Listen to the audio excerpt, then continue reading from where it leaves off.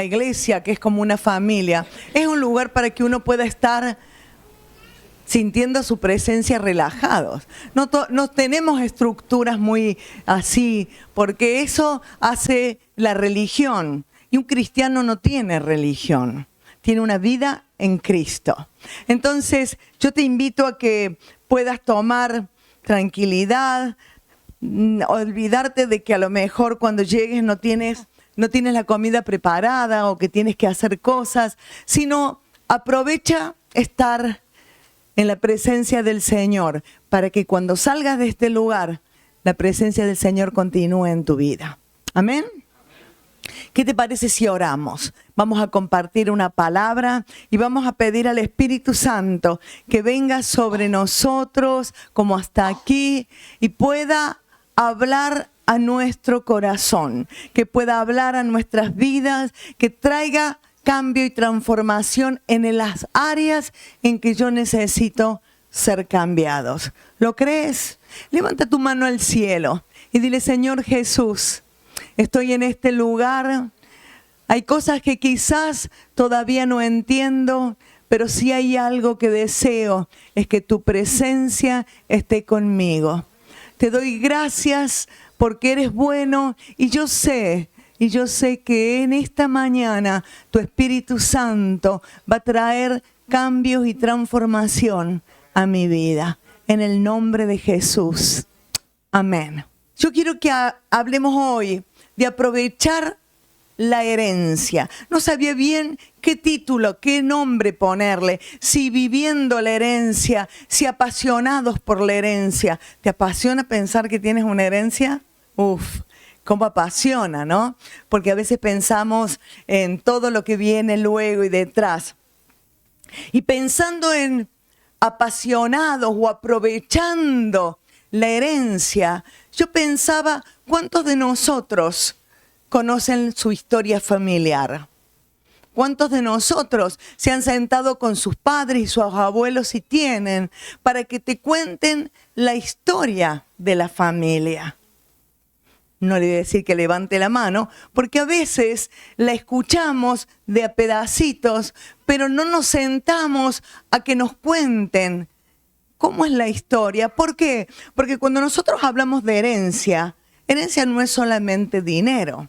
La herencia es todas aquellas cosas que nosotros podemos aprovechar, esos tesoros que quizás nuestros antepasados vivieron y yo tengo que conocerlos para aprovecharlos. Así como también tengo que conocer algunas cositas que no han estado muy bien o que no están en el orden de Dios para cortarlas, para despojarme de eso, para sacudirme y que no se me peguen a mi vida. Es decir, que de una manera u otra es muy bueno conocer la historia. Así como conocer la historia de tu iglesia, Iglesia Más que Vida. Qué bueno que es conocer la historia, porque eso te ayuda a amarla, a valorarla, a respetarla. Cuando no conocemos la historia de algo, enseguida hay juicios, ¿verdad? Enseguida nosotros damos nuestro pensamiento que es muy certero a veces o no es certero. Pero cuando conocemos la historia, ¿te pasó que hablas con alguien y de primera esas cosas que no tenemos que hacer, hacemos un juicio y cuando hablamos con alguien, oh, cómo cambia en tu interior aquellas cosas y tenemos un concepto diferente? Creo que nos pasa a todos. Y hay algo que es importante. Cuando Dios nos dice algo en su palabra, que es la Biblia, es indudable que si Dios lo dice, está bien, aunque no nos guste al principio. Está bien. Y una de las cosas que Él le dijo al pueblo de Israel, mira, a los padres les dijo, yo te aconsejo que tú hables con tus hijos, que les cuentes la historia de nuestra vida, la historia de tu pueblo, que se los recuerdes. Fíjate que le dijo una y otra vez, recuérdale aquellas cosas que han vivido, que hemos vivido. Recuérdales cuando estés comiendo, cuando vayan por el camino, cuando pasen, en todo tiempo. recuérdale las historias de la familia. Y esto es algo que nosotros tenemos que también saber. ¿Conoces la historia como hijo de Dios? ¿Conozco la historia como hija de Dios? ¿Cuál es mi historia? ¿Conoces?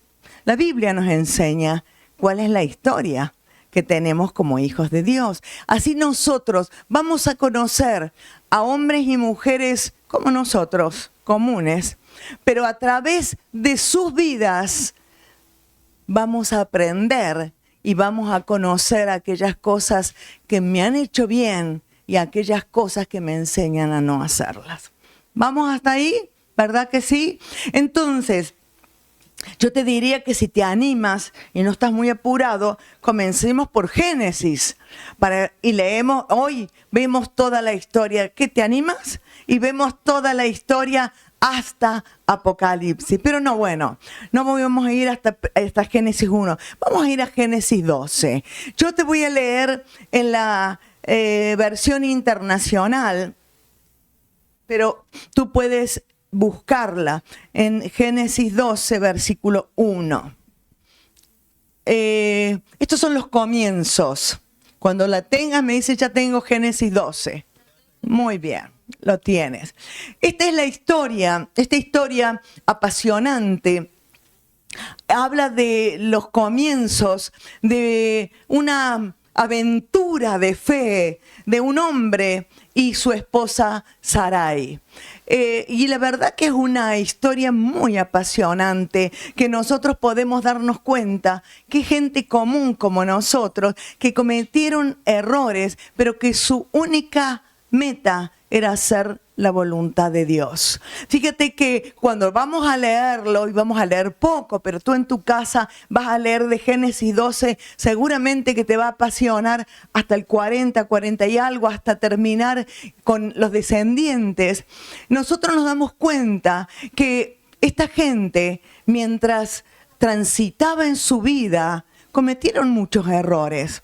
Tomaron decisiones malas cuando no consultaron a Dios. Y hasta el día de hoy estamos pagando situaciones por esto.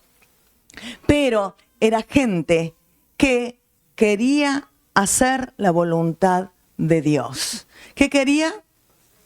Hacer la voluntad de Dios. Y sabe que no tenían el conocimiento que tenemos hoy porque nosotros tenemos la palabra. Pero ellos querían vivir de esta manera. Y ahí lo vamos a encontrar con Abraham y Sarai. Y el versículo 1 dice así, dice, el Señor dijo a Abraham, deja tu tierra, tus parientes, la casa de tu padre, y ve a la tierra que te mostraré. Ahí le está hablando Dios a Abraham. Y le dice, mira, deja todo y vete a un lugar que yo te voy a mostrar. Haré de ti una nación grande y te bendeciré. Haré famoso tu nombre y serás una bendición. Bendeciré a los que te bendigan y maldeciré a los que te maldigan. Por medio de ti serán bendecidas todas las familias de la tierra. El 4 dice, Abraham partió tal como el Señor se lo había ordenado, y Lot se fue con él. Abraham tenía 75 años cuando salió de Aram. ¿Cuántos años tenía? 75. Estaba joven el hombre. Bueno, al encaminarse hacia la tierra de Canaán, Abraham se llevó a su esposa Sarai y a su sobrino Lot, a toda la gente que habían adquirido en Harán y todos los bienes que habían acumulado. Salieron para la tierra de Canaán y allá llegaron. Abraham atravesó toda esta región hasta que llegó a Siquén, donde se encuentra con el gran árbol de Moré. En aquella época los cananeos vivían en esa tierra. ¿Quién vivía en esa tierra donde llegó? Los cananeos. Y allí el Señor se apareció a Abraham y le dijo, yo daré esta tierra a tu descendencia. Medio raro, ¿no? Hay gente que está ocupando y él dice, yo te daré esta tierra. Entonces Abraham, ¿qué hizo? edificó un altar al Señor porque se le había aparecido. Y allí se dirigió a la región montañosa que está al este de Betel, donde instaló su tienda de campaña, teniendo Betel al oeste y Jai al este. También en ese lugar erigió ¿qué? Un altar al Señor e invocó su nombre. Después Abraham siguió su viaje por etapas hasta que llegó a la tierra del Negev. A mí me gusta poder sacar características que bendigan mi vida y que te bendigan también la tuya. Y fíjate en algo, yo quiero que saquemos, quizás conocemos esta historia, la hemos leído, quizás alguien lo ha escuchado, pero ¿qué características encuentro en una forma simple de este hombre con su mujer Sarai? La primera que encuentro, y puedes apuntarla, es obediencia, sin ver nada. A mí me impacta la obediencia de Abraham. Dice allí en Hebreos, dice que por la fe Abraham, siendo llamado, obedeció, como el domingo pasado también el Espíritu Santo nos hablaba, para salir del lugar que había de recibir como herencia. Salió sin saber a dónde iba. Es una obediencia, podemos decir, de locos. Dios le dice, sal de tu tierra, de tu familia, deja la casa que has construido, deja el trabajo. No estás yéndose por necesidad económica, no estás yéndose porque tiene una peste o algún problema, sino que Dios le dice, deja el lugar donde estás y vete a un lugar que yo te voy a mostrar. ¿Cuánto me toca caminar? ¿En qué voy? ¿En tren? ¿En bus? ¿Cuántas maletas llevo? ¿Tengo contrato de trabajo? ¿Tengo algo concreto allí en ese lugar? Y Dios le dice, sal, sal. Y cuando él sale, él salió ¿con qué? Con una promesa. Con una promesa. Y la segunda característica que me gusta es un hombre de altares. ¿Qué es un altar? Un altar es un lugar, si lees el Antiguo Testamento, y aún en esta época, cuando decimos voy a hacer un altar, el altar es un lugar de entrega, un lugar de sacrificio, un lugar donde normalmente se sacrificaba un animal. Es un lugar donde uno dice, este lugar marca un antes y un después en mi vida. Y Abraham era un hombre de altares. Fíjate que el primer altar que él hace es un altar de gratitud. Solamente tenía que una promesa, no tenía la promesa cumplida. Dios le da una promesa y le habla de su herencia futura, le habla de generaciones, así como hoy hablamos de Mariana. Dijimos lo que va a ser Mariana en el futuro. Estamos hablando, es un bebé, diría alguien. Estamos hablando, y así Dios le habla a él del futuro. Le habla de lo que será el futuro. Y él allí levanta un altar a Dios, sin tener la respuesta de la promesa. ¿No te impacta? A mí sí. Porque yo no sé si yo levantaría un altar. Es cierto que a veces la emoción te hace que uno, ante una palabra linda, pero era una promesa con esfuerzo, con sacrificio. No era una promesa que dice, sal a la puerta que está tu coche nuevo. Aquí tienes la llave de tu casa.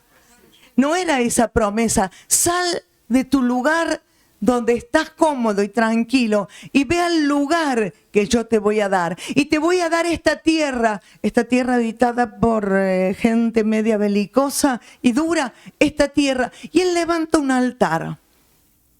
¿Somos así nosotros? ¿Levantamos altares de gratitud? Fíjate que en el caminar de él, esto es como para hablar otro domingo, él levanta altares. Luego levanta altares en donde está determinando que él tiene dependencia de Dios y necesidad de Dios. Luego levanta otro altar donde renueva ese pacto con Dios. y hay otro altar que él levanta buscando dirección divina. Tremendo este hombre. Y lo que más me gusta de todo a mí, que en la Biblia nunca vemos ídolos como en las series, ¿no? Ese ídolo que se levanta, que se tira desde el décima planta, que hace cosas tremendas. Nosotros vemos héroes de carne y hueso, como nosotros, con errores, con fallas, y nos encontramos a este Abraham que de repente, mintiendo para salvarse el pellejo. ¿Por qué? Porque cuando hubo escasez de comida, él dijo, tenemos que irnos a algún lugar. Egipto. Bueno, en Egipto, podemos encontrar. Y se dio vuelta y la miró a la esposa y dijo, eres guapa, la verdad. Me cortan la cabeza por ti. Recién se había dado cuenta. Hasta ese momento no se había dado cuenta, pero la necesidad la hizo ver la esposa. Y allí entra y le dice, vamos a hacer un pacto. Tú eres mi hermana, ¿no? Así a mí no me hacen nada. No le interesó el nivel de lo que podía pasar con su esposa. Bueno, lo dejamos allí. Quizás hoy el movimiento en contra lo cuelgan, ¿no? Pero lo importante es que nosotros vemos errores. Nosotros vemos momentos de fracaso, momentos de duda, momentos de aflicción, momentos de preocupación. Pero este hombre salió con un deseo, hacer la voluntad de Dios en todas las áreas, y por eso caminó. En el versículo, en el capítulo 17, pero ahora vamos a leer la traducción viviente, dice así. Fíjate lo que dice. Cuando Abraham tenía, ¿cuánto dice? 99 años. ¿A qué edad salió? 75, ahora tiene 99. ¿Cuántos años pasaron? 24, son rapidísimos ustedes para las matemáticas. 10. Muy bien. 24 años. ¿Quién tiene 24 años aquí? 25. Toda la vida, ¿no? 24 años, muy bien. He visto su mano. También como Abraham mentirosa. Muy bien. Y dice así, cuando Abraham tenía 99 años, el Señor se le apareció y le dijo, hoy sí se me aparece el Señor después de 24 años. Bueno, yo soy el Shaddai, Dios Todopoderoso. Sírveme con fidelidad y lleva una vida intachable. A ver, yo saco la libreta de notas y le digo, mira, Señor, tengo una vida intachable y fidelidad. 24 años hace que estoy aquí. Me fui de mi casa, dejé todo lo que tenía. ¿Sabes todas las cosas que te puedo llegar a decir, Señor? ¿O no? 24 años donde había una promesa, donde era una promesa en donde iba a tener reyes de descendientes y no tenía más que ovejas. Y dice así que Dios le dice, yo haré un pacto contigo, por medio del cual garantizo darte una descendencia incontable. Y realmente, ¿qué harías tú después de que Dios se te apareció después de 24 años para renovar esta promesa? Pero dice que al oír esto, Abraham cayó rostro en tierra. Le adoró. Había algo en Abraham. Él deseaba la voluntad de Dios. Y nosotros también deseamos la voluntad de Dios. Y nosotros también tenemos épocas en donde parece que las promesas son elevadas al cielo. Y hay momentos que las promesas están como la hierba seca, en donde no va. Pero dice que él cayó rostro en tierra para adorar a Dios, ¿no? Después Dios le dijo, este es mi pacto contigo. Te haré el padre de una multitud de naciones. Padre de multitud de naciones, de muchedumbre de gente, y otras versiones. Además cambiaré tu nombre y no será Abraham, sino que te llamarás Abraham, porque serás el padre de muchas naciones. Te haré sumamente fructífero. Tus descendientes llegarán a ser muchas naciones y de ellos surgirán reyes. Fíjate, él se llamaba Abraham y allí ese Abraham significa padre enaltecido, padre grande. Y Sarai, allí esta mujer que era su esposa. Yo pienso en esto que hemos leído. Y Abraham aprendió en medio de las tormentas, ¿verdad? Él aprendió en medio. Allí comienza la aventura de estos hombres, Abraham y Sarai. Y este hombre, Abraham, aprendió en medio de las pruebas, de los desafíos, tiempo de dolor y duda. Y si yo te pregunto y me pregunto, a mí no me gustan los problemas, no me gustan las situaciones difíciles, no me gusta el sufrimiento.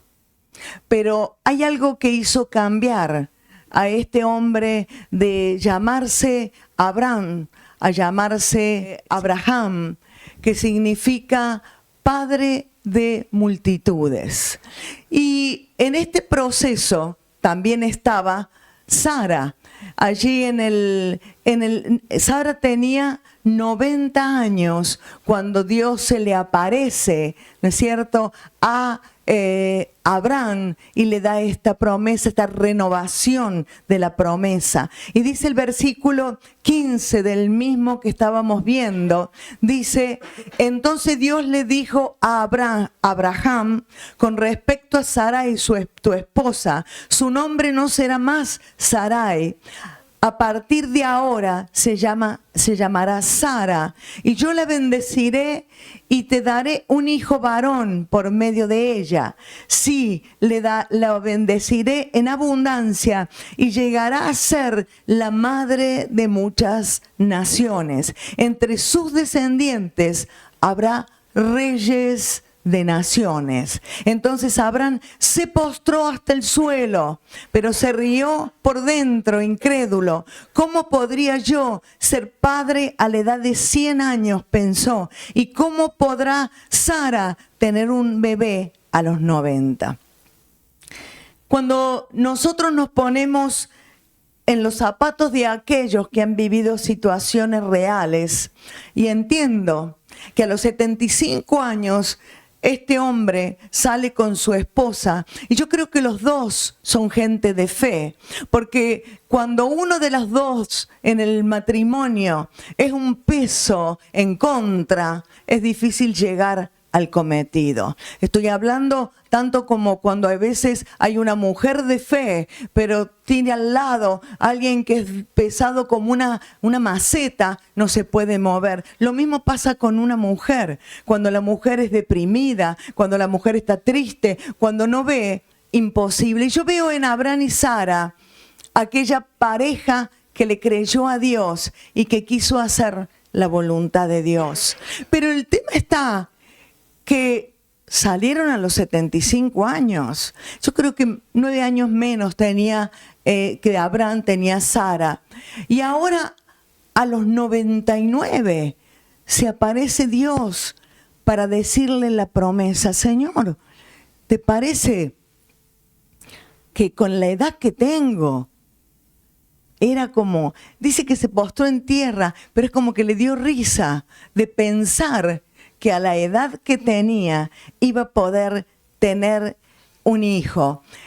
Y cuando tú lees la historia de Abraham para llegar a ser Abraham, padre de mucha gente, padre de naciones, dice que iba a haber reyes. Y sabes que hoy está cumplida esta palabra.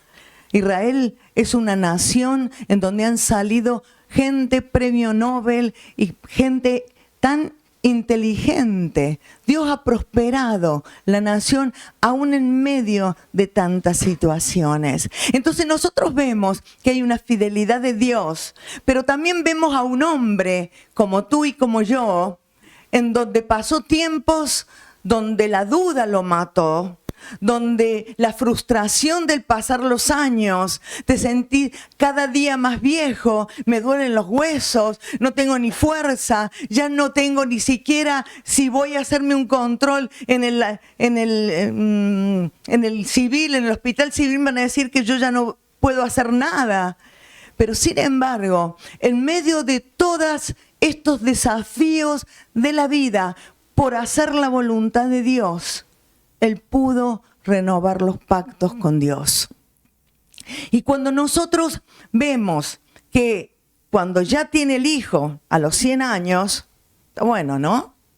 A los 100 años tuvo un hijo, no sé si salía a jugar a la pelota con Isaac, ¿no? Pero cuando a los 100 años tuvo un hijo, dijo, ya estoy más cerca. Ya estoy más cerca de que tenga descendientes Isaac.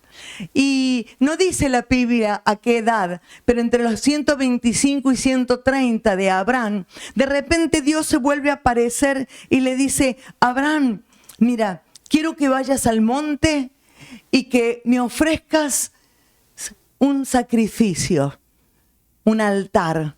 Y en el altar ofrece a Isaac.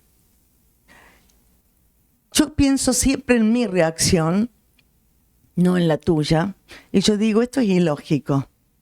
Lo más ilógico que hay, Señor.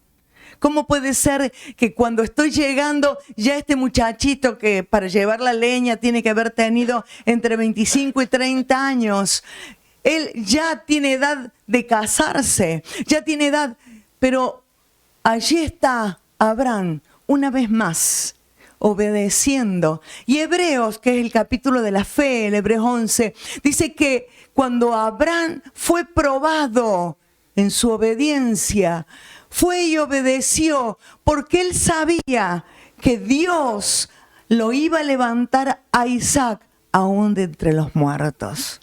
Había crecido tanto en fe que dijo, Dios me dijo que en mi descendencia iba a haber una nación grande, multitudes y reyes. Y si Dios me dice que lo mate, es porque Él quiere hacer el milagro de levantarlo. ¿Qué forma de pensar? ¿Qué forma de entender a Dios? Que Dios es un Dios fiel, verdadero, que cuando cumple algo lo va a hacer, sea como sea. Señor, esto no es problema mío, esto es algo que está en ti. Tú has dicho que en mi descendencia levantarías naciones. Entonces, esto es tu problema, Dios. Tú harás que Isaac se levante. Y allí camina este hombre hacia la obediencia. ¿Has caminado en obediencia contra la lógica de tus pensamientos? ¿No? ¿Has caminado en confianza sin límites? ¿No? Qué bueno es pensar que Dios nos sorprende. Y en medio de todo esto, Isaac iba creciendo. Isaac estaba al lado de un hombre que tenía sus errores, pero era admirable, era amigo de Dios. Él tenía hazaña, era como para sentarse a tomar un cafelito con el padre y decir, cuéntame lo que has vivido, cuéntame. Y ahí me encuentro con Isaac. Y yo me detengo, me lo encuentro a Isaac y le digo, Isaac, ¿cómo eran tus días? Esta es una pregunta que me surge a mí. ¿Qué es lo que hacías durante el día, Isaac? Porque en esa época no teníamos el Instagram, no había la IA que le puedo decir que me haga el paisaje donde quiero estar, o no estaban los jueguitos para pasar. Porque sabe que el día de nuestra vida pasa rápidamente cuando yo no tengo propósitos, ¿no? Y me gustaría saber cómo era el día a día de este Isaac. Isaac tuvo una herencia tremenda. Una herencia tremenda. Isaac era un milagro. Isaac nació de una mamá vieja, un papá viejo. Isaac vio que su papá podía hablar con Dios, podía tener historias donde sabía que había sido desafiado a que su fe, a que sus conceptos, a que sus cosas cambiaran. Isaac había sido parte de este milagro en el monte, porque cuando allí Abraham en obediencia está por sacrificar a Isaac, hay una voz del cielo. No sé si la voz la oyó Isaac o solamente Abraham, la Biblia no lo dice, pero sí él vio. La voz del cielo dijo, no toques al muchacho. El muchacho era Isaac. Él vio la provisión. Él vio ese animalito entre los matorrales. Es decir, que Isaac pudo ver a un Dios de milagros, a un Dios de poder, a un Dios tremendo. Pero yo no veo en la vida de Isaac las aventuras de fe y experiencia de sus padres. Si tú lees la Biblia, verás que no hay experiencias de fe como las que encontramos con sus padres. Es cierto, la promesa se acentúa en él. Él recibe la bendición de sus padres tremendamente. Dios lo prospera porque Dios es fiel. Porque Dios es fiel. Pero cuando tú lo ves a Isaac, ves a un hombre pasivo. Ves a un hombre que se lo describe como un pastor de ovejas. Yo lo imagino caminando por los campos, viendo lo que hacían sus siervos y estando allí. Sí, fue perseverante o persistente en lo que Dios había prometido. Pero no lo veo a él como un hombre de riesgos. Y yo pensé, quizás en la segunda generación. La segunda generación de cristianos, y te voy a explicar un poco más. La primera generación es Abraham. Abraham es un hombre de riesgos, es un hombre de aventura, es un hombre en el cual cuando tuvo que dejar todo, lo dejó a todo por obediencia. Es un hombre que cometió errores, pero en medio del error, luego se volvió a parar, pidió seguramente perdón y volvió a caminar. Y a través de los desafíos y de los riesgos que corrió, él creció en fe. Fue un hombre que cuando su sobrino vinieron 3 ejércitos, 3 naciones, atacaron el lugar Sodoma donde vivía su sobrino.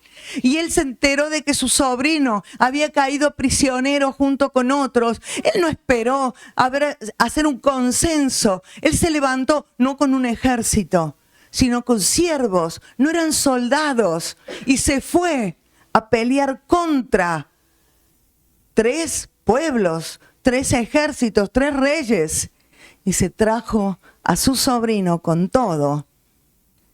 Eso es gente que no está esperando que le venga una orden del ayuntamiento para hacer algo. No está esperando que suceda algo especial, sino es gente que se arriesga al todo, que acepta los desafíos de Dios, que se mete en las situaciones difíciles, que cuando escucha una necesidad está allí. Entonces, lógico, cuando yo me meto en medio de la necesidad, cuando suplo las situaciones, cuando estoy en medio de los problemas, es lógico que voy a ver milagros. Es lógico que voy a crecer de fe. Pero yo lo veo a Isaac como esa segunda generación, ¿no? En el cual él era un milagro, pero descansó en los milagros del Padre. Descansó en la gloria que recibió del Padre. Es más, ¿no? Él tomó agua de los pozos que había abierto su padre. En la antigüedad había que abrir pozos de agua para tomar. Su padre abrió pozos de agua. Y él tomó de los pozos, es cierto, abrió otros pozos cuando leas la Biblia. Pero él tomó de los pozos, tiene un mensaje. Él no se casó hasta que no se murió la mamá. El padre le fue a conseguir la esposa. Entonces, cuando nosotros nos damos cuenta que él descansó en la prosperidad de su padre y de las riquezas de su padre. Isaac, cuando tú escuchas y leas la Biblia, vas a oír que dice el Dios de Abraham, el Dios de Isaac y el Dios de Jacob. Y uno dice, lógico, son patriarcas, que Dios le dio hasta palabra profética para sus hijos, porque Dios es fiel, porque la bondad de Dios es grande, porque Él prometió y Él va a cumplirlo, porque Él le dijo a Abraham, tu descendencia se multiplicará y en tu descendencia habrá reyes y marcarán la historia aún de la humanidad. Y Dios cumplió. Pero yo lo veo a Él en una actitud y yo pensaba la intensidad con la cual vivimos, la intensidad con la cual vivimos. Aprovechamos la herencia divina.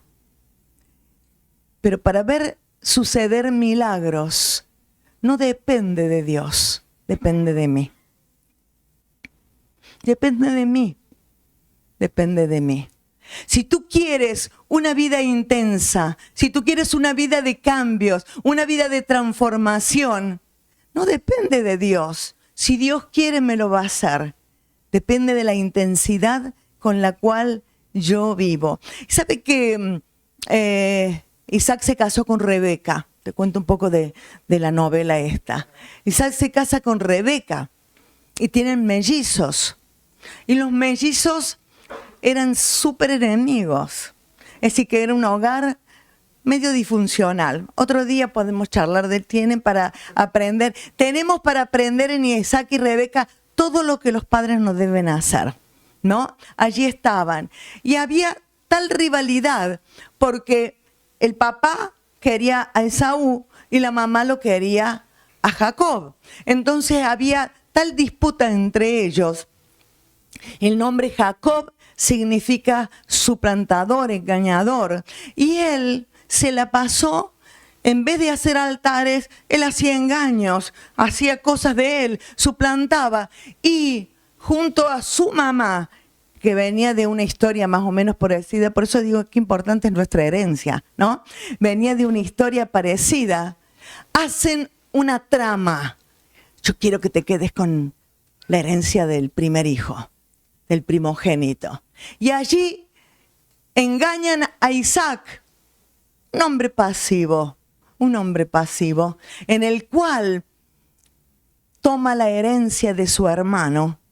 Y cuando su hermano se entera, dijo, yo te voy a matar. Pero no fue chiste, le dijo, voy a esperar que muera mi papá y te voy a matar. Y yo pienso en Jacob. Siempre Jacob trató de suplantar, de ser lo que otro era. No era él mismo. Tiene un problema ahí de identidad. Y quizás son mis pensamientos, de que él quería hacer y esforzarse porque sabía que era amado por su madre, pero su padre no lo amaba o no lo valoraba como Esaú. Y Esaú, un hombre rudo, medio torpe hasta su forma de ser, ¿habrá sido que también él peleaba en su forma por su madre? La cosa es que el hogar estaba medio así. Entonces, ¿qué pasa? Hay un juramento, te mato en cuanto mi papá se muera, te mato. Entonces, ahora tengo que huir, ahora me voy. Entonces, allí Jacob, la madre le dice, la madre también hacía algunas cuestiones bastante complicadas, le dice, vete de aquí para que tu hermano no te mate.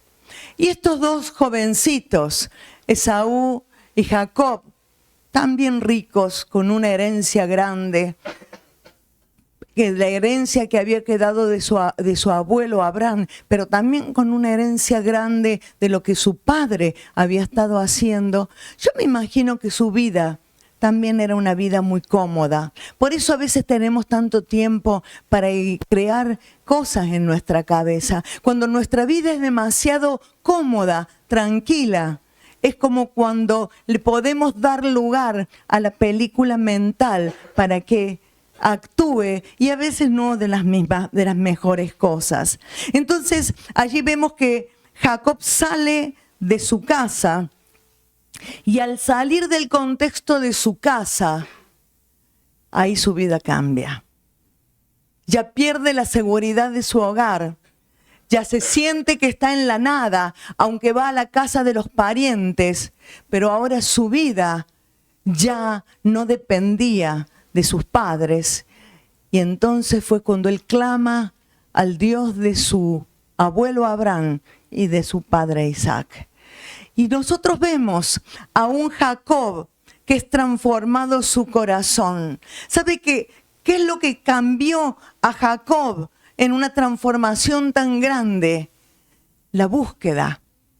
Cuando nosotros no tenemos necesidad porque vivimos en la comodidad de nuestra vida, cuando nosotros no tenemos riesgos que asumir, ni siquiera el examen en la universidad que tomar, no me provoca una necesidad de ayuda divina. Cuando yo tengo todo a mi alrededor, lo que me da mi seguridad, no necesito buscar dirección, no necesito una palabra de Dios. Abraham necesitaba palabra de Dios, necesitaba corrección, necesitaba que Dios le renueve el pacto. Estos chicos tenían todo. Por eso tanto se habla que esta generación es de cristal, porque es una generación que tiene de todo. Nosotros, no tengo muchos euros, pero con unos pocos tengo wifi para mucho rato para entrar a internet. No me exijan mucho que me voy del trabajo. Es una generación en donde si en el colegio me dicen algo mal, pido que me den un diagnóstico. Y enseguida me dan un diagnóstico y ya estoy exento de mi responsabilidad. ¿Sabe que cuando no tenemos responsabilidad, no sabemos cómo manejar las frustraciones?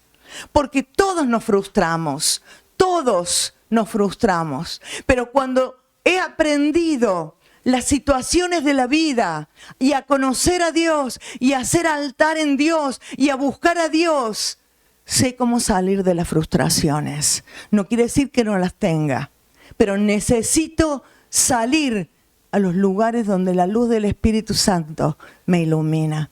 Pero cuando nosotros como padres le damos toda la comodidad a ese hijo, pobrecito, que no sufra, que no pase las cosas que yo pasé, que no tenga necesidad, déjalo que valore, déjalo que trabaje. Dale responsabilidad. La palabra responsabilidad es muy fuerte. Dale responsabilidad. Tiene que saber. Y yo veo a un Isaac con una pasividad tan grande. Y él iba a tener 2 hijos en peor estado que ellos, que él y que su esposa, porque se odiaban. Porque se odiaban a muerte, pero no en chiste, se odiaban a muerte. Por eso cuando Jacob sale del lugar donde tenía la protección de la mamá, que lo estaba cuidando, de que nada le pase, él dice, ahora estoy en medio del campo, solo. Tengo que buscar al Dios de mi abuelo, al que le dijo que lo iba a llevar a una tierra que no conocía. Y mi abuelo creyó. Por eso Abraham es padre de la fe. Porque salió sin saber a dónde iba. Porque obedeció la voluntad de Dios. Y ahí sale Jacob. Y allí en medio de su lucha, él tiene sueños, tiene presencia de Dios. Y él dice, Señor, te hago una promesa. Te hago promesas. Es decir, que haya un cambio en la vida. Y llega a la casa del hermano de su madre, que tenía peor vicio que él de engañar. Yo digo a veces las herencias, ¿no? Porque era terrible. Que llegó a ser su suegro por doble, ¿no? Su suegro por doble. Y fue engañado vez tras vez. Aprendió de su misma medicina. Aprendió a que Dios había que buscarlo en integridad y en verdad. Sabe que Dios le cambia también el nombre y le pone Israel, ese padre de naciones que vuelve a ser renovado. Pero lo que yo te quiero decir es que muchas veces huimos de que estoy cansadito, que no puedo, que si hago me esfuerzo. ¿Sabe qué? Cuando nos metemos en medio del barro es cuando aprendemos luego que el agua que corre en nosotros nos quita el barro y nos limpia. Pero si estás siempre limpito y con un moño puesto, no vas a aprender la belleza del agua sobre tu cuerpo. Necesitamos entrar en una dimensión en donde los riesgos de Dios son tremendos. Son tremendos. Y cuando nosotros pensamos en este Abraham y Sara, primera generación, gente de fe, gente de desafíos, gente que no le tenía miedo al calor del día y al frío de la noche, gente que no le tenía miedo a la arena, gente que no le tuvo miedo, y si le tuvo miedo, pidió a Dios el auxilio para que sus miedos sean apaciguados y sean puestos en el control del Señor. Nosotros vemos a estos dos hombres y mujeres de fe que le creyeron a Dios en medio de lo imposible. Imposible. Y vemos a un Isaac, una segunda generación, que lo tenía todo. Sabe que él no necesitó evangelizar, no necesitó alquilar local porque tenía local, no necesitó comprar sillas porque cuando llegó las sillas estaban compradas, no necesitó pensar en comprar micrófonos porque los micrófonos habían sido comprados por la primera generación, no necesitó hacer nada porque tenía todo. ¿Me entienden lo que te estoy diciendo? A veces la primera generación es la que busca la mejor oferta del mejor micrófono, que pone su dinero que ganó ese último fin de semana para comprarlo. Es aquel que busca el local mejor para que podamos sentarnos con comodidad, que tengamos aire acondicionado, que ahí está pendiente. Pero la segunda generación es la que viene y se sienta y dice: qué bien, esta silla está un poco incómoda ya, habría que cambiarla. Qué bueno que es que nosotros como generación de cambio somos la generación de Abraham. Dile al que está a tu lado, tú eres la generación de Abraham. Generación de Abraham es generación de cambio, que quiere y que tiene fe para creer. ¿Por qué? Porque mientras nosotros nos pongamos bajo otro y no querramos esforzarnos, no quiere decir que soy más inteligente y vivo a costa del otro. No voy a poder experimentar los milagros que experimentó la primera generación. Te puedo contar los milagros que vimos para poder abrir este local. Te puedo contar los milagros que vimos para poder comprar ordenador, sillas y todo. Te puedo contar y me gozo en ver los milagros del Señor. Pero tú no te quedas afuera. Tú estás en la nueva etapa en donde puedes seguir metido allí para poder ver los milagros del Señor. A mí me impacta lo que dice Hebreos 11 de Abraham. Cuando fue probado para matar a su hijo, él lo llevó porque dijo, él iba a ser mi descendiente y Dios me dice que yo haga esto. lo voy a volver a recibir de alguna manera. Esa es la fe que hace crecer nuestras vidas. Quizás nosotros nos vemos llenos de errores, llenos de defectos, llenos de mentiras. Pero tiene que haber algo dentro nuestro. Es el deseo de hacer la voluntad de Dios. El deseo de que Dios sea el que obre. ¿Sabe? Abraham fue el que abrió pozos. Nosotros queremos ser llamados iglesia más que vida, iglesia de fe, iglesia de milagros. Una iglesia donde hay riesgos que se corren. Nosotros no queremos ser la iglesia de Raymond. Los que están viniendo los viernes en el libro En sus pasos, era una iglesia acomodada en la situación hasta que vino el Espíritu Santo y desacomodó todo.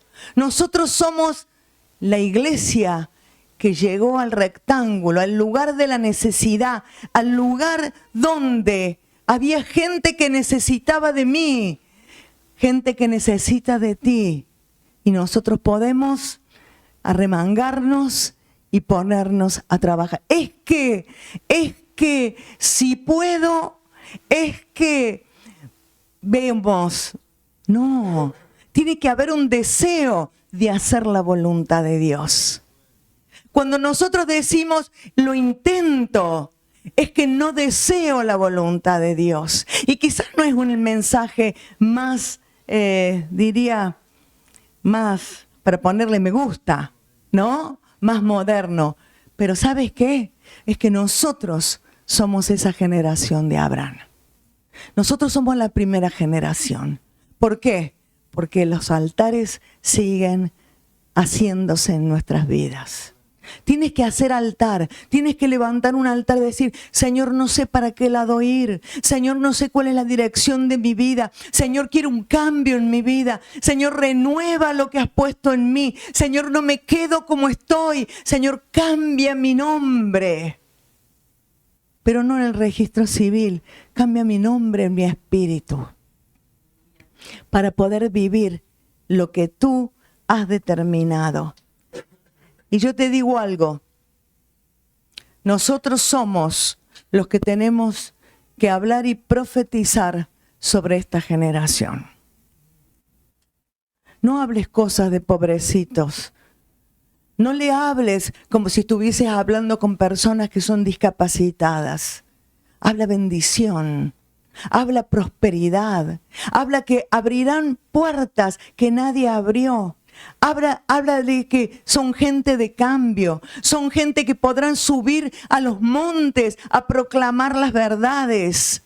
No es gente pobrecita, te tocó sufrir, nos toca sufrir, nos tocan tiempo, pero el sufrimiento me ayuda. La palabra dice que Jesucristo, por lo que padeció, aprendió obediencia a Jesucristo. No lo entiendo hasta el día de hoy, lo digo de verdad. Jesucristo, ese texto bíblico estará mal traducido. Por lo que padeció. Si el Señor padeció, ¿por qué tú cada vez que te haces así para no sufrir, para no hacer nada? Vive en la intensidad del Espíritu Santo. Vive una vida intensa. Desgasta tu año.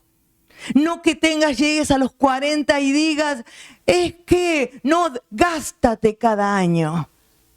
Que cada año, cada día de tu vida sean gastados totalmente. Es que tengo el día libre y no voy a hacer nada, voy a pensar y me la paso con el dedo que después tengo problemas de articulación. Vive intensamente, no te metas horas enteras escuchando y escuchando y escuchando lo que alguien te dice. Porque alguien que está deprimido escribió algo y pone cosas en internet y tú la ves y voy a escuchar la prédica que más me conviene hoy. No, esta es tu casa. Esta es tu casa. Aliméntate de tu casa, del pan de tu familia, de la herencia de tu familia. Ponte de pie, por favor.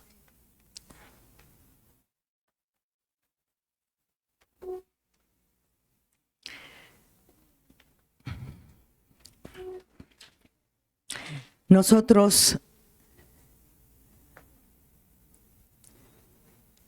Dicen que a los 40 años, no sé si ahora es otra edad, quizás estoy en el pasado, es la crisis de los 40. No voy a preguntar quién tiene 40 para que nadie se tenga crisis. Pero, ¿por qué es la crisis de los 40? Porque dices que miras para atrás y dices, ¿qué he hecho de mi vida? He llegado a casi la mitad de mi vida.